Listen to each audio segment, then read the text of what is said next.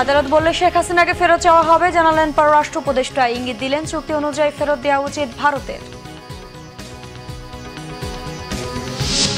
ভুল চিকিৎসায় রাজধানীর আনোয়ার খান মডার্ন হাসপাতালে কিডনি রোগীর মৃত্যুর অভিযোগ স্বজনদের, গভীর রাতে বিক্ষোভ।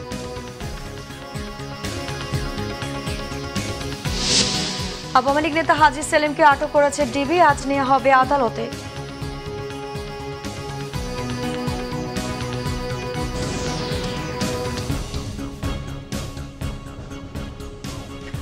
দেখছিলেন ক্রাউন সিমেন্ট সংবাদ শিরোনাম, এবার বিস্তারিত।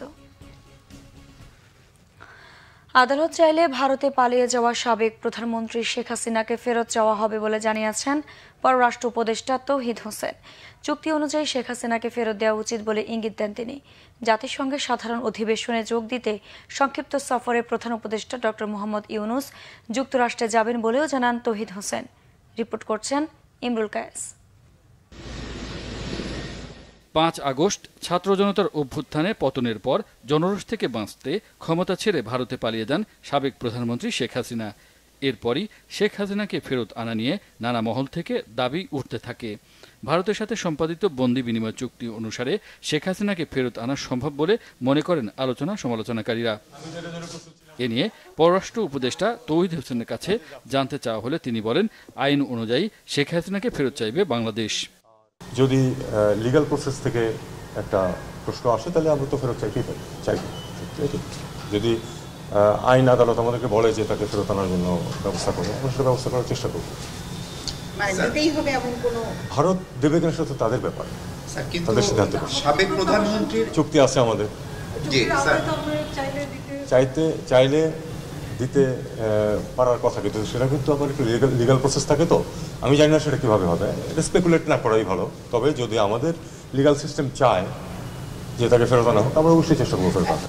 পররাষ্ট্র মন্ত্রণালয়ে সাংবাদিকদের তিনি জানান, এবার জাতিসংঘ অধিবেশনে যোগ দেবেন প্রধান উপদেষ্টা ডক্টর মোহাম্মদ ইউনুস।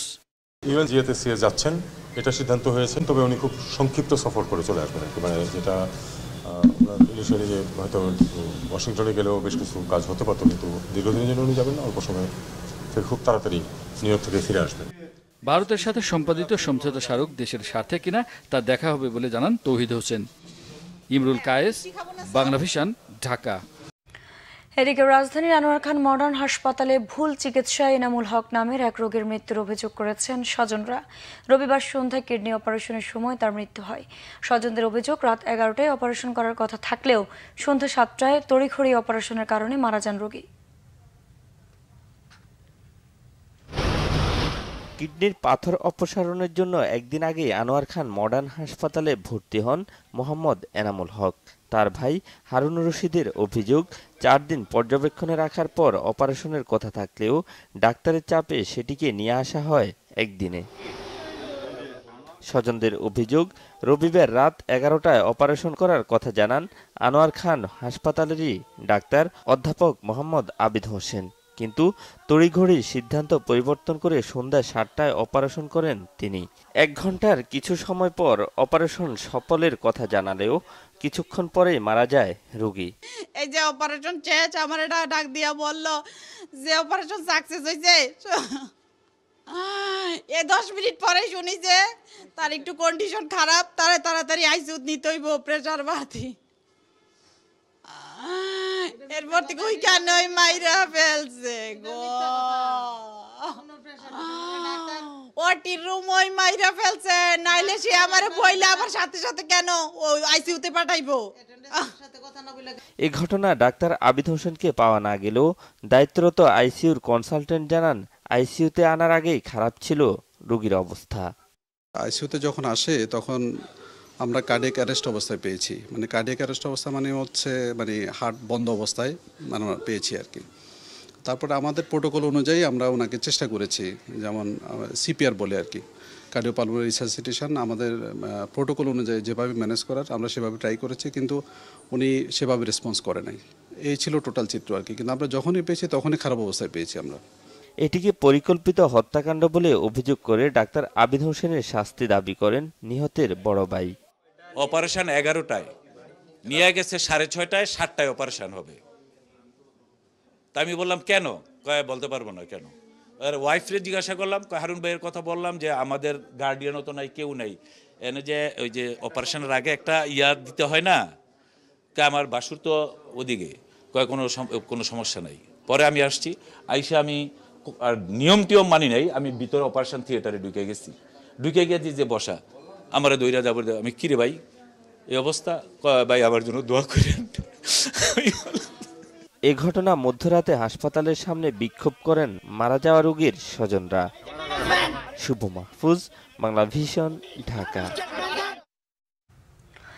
ঢাকা ৭ সংসদীয় আসনের সাবেক সংসদ সদস্য ও আওয়ামী লীগ নেতা হাজী মোহাম্মদ সেলিমকে রাজধানীর বংশাল থেকে আটক করেছেন ঢাকা মহানগর গোয়েন্দা পুলিশের একটি দল।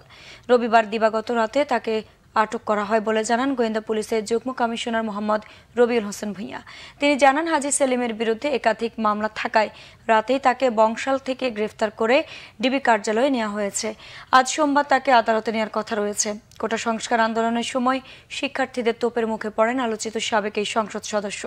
সেই ঘটনার একটি ভিডিও সামাজিক মাধ্যমে ছড়িয়ে পড়ে। এর আগে অবৈধ সম্পদ অর্জনের অভিযোগে দুর্নীতি দমন কমিশনের মামলায় 2008 সালে 13 বছরের সাজা হয় তার। পরবর্তীতে 2022 সালে এই সাজা কমিয়ে 10 বছর করে হাইকোর্ট। গেল 15 বছর রাজনৈতিক হস্তক্ষেপ ও অনিয়ম দুর্নীতির কারণে এখন খাদের কিনারায় পুরো ব্যাংকিং খাত। 2009 সালে আওয়ামী লীগ সরকার দায়িত্ব নেবার সময় ব্যাংক খাতে খেলাপি ঋণ ছিল 22,000 কোটি টাকা। বাড়তে বাড়তে এখন তা 1,82,000 কোটি টাকারও বেশি। তবে এর প্রকৃত আকার 4 লাখ কোটি টাকারও বেশি বলে মনে করেন বিশ্লেষকরা। এসব খেলাপি ঋণ আদায়ে দ্রুত একটি কমিশন গঠনের পরামর্শ তাদের। রিপোর্ট শুভ মাহফুজের। দেশের ব্যাংকিং খাতের মূল রক্ষকের দায়িত্ব বাংলাদেশ ব্যাংকের, কিন্তু বিগত বছরগুলোতে বাংলাদেশ ব্যাংকের গভর্নররা এই খাতকে রক্ষা না করে রাজনৈতিক প্রভাব খাটিয়ে ঋণ খেলাপি আর অর্থ পাচারকারীদের একের পর এক সুবিধা দিয়ে গেছেন বলে অভিযোগ রয়েছে। পরিসংখ্যান বলছে 2009 সালে দেশে খেলাপি ঋণ ছিল 22,000 কোটি টাকা। 15 বছরের ব্যবধানে এর পরিমাণ এখন প্রায় 2 লাখ কোটি টাকা। অর্থনৈতিক বিশ্লেষকরা বলছেন এই খেলাপি ঋণের পরিমাণ 4 লাখ কোটি টাকারও বেশি। অনেক ঋণই খেলাপি হতো, কিন্তু সেগুলোকে অবলোপন করা হয়েছে। অনেক খেলাপি ঋণের যে সুদের অংশ সেটাকে মাপ করা হয়েছে হাজার হাজার কোটি টাকা।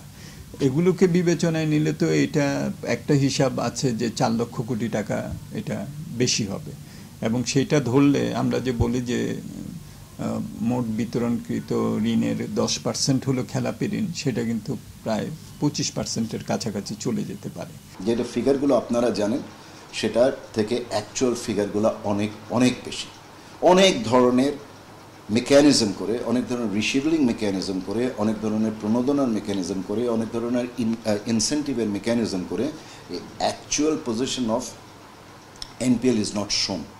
বাংলাদেশ ব্যাংকের তথ্য বলছে চলতি বছরের এপ্রিল পর্যন্ত রাষ্ট্রায়ত্ত ব্যাংকগুলোতে বিতরণকৃত ঋণের পরিমাণ 3,12,266 কোটি টাকা, যার 27% খেলাপি। আর বেসরকারি বাণিজ্যিক ব্যাংকগুলোর ঋণের পরিমাণ 12,21,116 কোটি টাকা। এর মধ্যে খেলাপি রয়েছে 7.28%। এছাড়া বিশেষায়িত ব্যাংকগুলো এবং বিদেশি ব্যাংকগুলোর খেলাপি ঋণের পরিমাণ যথাক্রমে 13.88% ও 5.20%। রাজনৈতিক হস্তক্ষেপে ব্যাংক খাতে সুশাসন প্রতিষ্ঠার বদলে হাতে গোনা কয়েকটি ইচ্ছাকৃত খেলাপি কোম্পানিকে বাংলাদেশ ব্যাংক বারবার সুবিধা দিয়েছে। এতেই খেলাপির কবলে পড়ে ক্ষতিগ্রস্ত হয়েছে বেশিরভাগই ব্যাংক। বিভিন্ন ধরনের রিস্ক ক্যারিলিং মেকানিজমের মাধ্যমে ইভেন 2% দিয়েও প্রচুর লোন রিশিডিউল করা হয়, যেটা দিনের বছরের পর বছর রিশিডিউল হচ্ছেই, রিপেমেন্টস কিন্তু হচ্ছে না। ঠিক আছে, একটা ভেরি মিনিমাল অ্যামাউন্ট দিয়ে রিশিডিউল করা হয়, বাংলাদেশ ব্যাংকের পারমিশন নিয়েই করা হয়।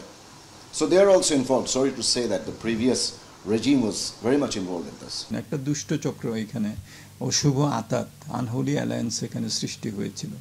এবং তারপরে এটার সাথে আছে হলো যে বিভিন্ন ধরনের প্রভাবশালী গোষ্ঠী, রাজনৈতিক ছত্রছায়ায় যারা আছে, এবং তাদের মধ্যে রাজনীতিবিদও আছেন, আবার এইসব গোষ্ঠীর মধ্যে ব্যবসায়ীরাও আছেন। তো তারা অনেক সময় নিয়ম কানুনের ব্যত্যয় করে এইসব ঋণ নিয়েছেন এবং এগুলোকে ফেরত তারা দেননি বা দেবেন না বলেই ঋণগুলো নিয়েছে। বড় বড় ঋণ খেলাপি সহ তাদের ছত্রছায়া যেসব খেলাপি আছে তাদের তালিকা প্রকাশ্যে আনার পাশাপাশি খেলাপি ঋণ আদায়ে দ্রুত আইন সংস্কারের পরামর্শ দিয়েছেন বিশেষজ্ঞরা। শুভ মাহফুজ, বাংলা ভিশন, ঢাকা। দর্শক, ছিল এখনকার মতো। পর সংবাদ সকাল 11টায়। এছাড়া বাংলা ভিশন সংবাদ ও সংবাদ সংশ্লিষ্ট অনুষ্ঠান দেখতে ভিজিট করুন www.bvnews24.com ও facebook.com/banglavisionnews এবং সাবস্ক্রাইব করুন youtube.com/banglavisionnews। ধন্যবাদ।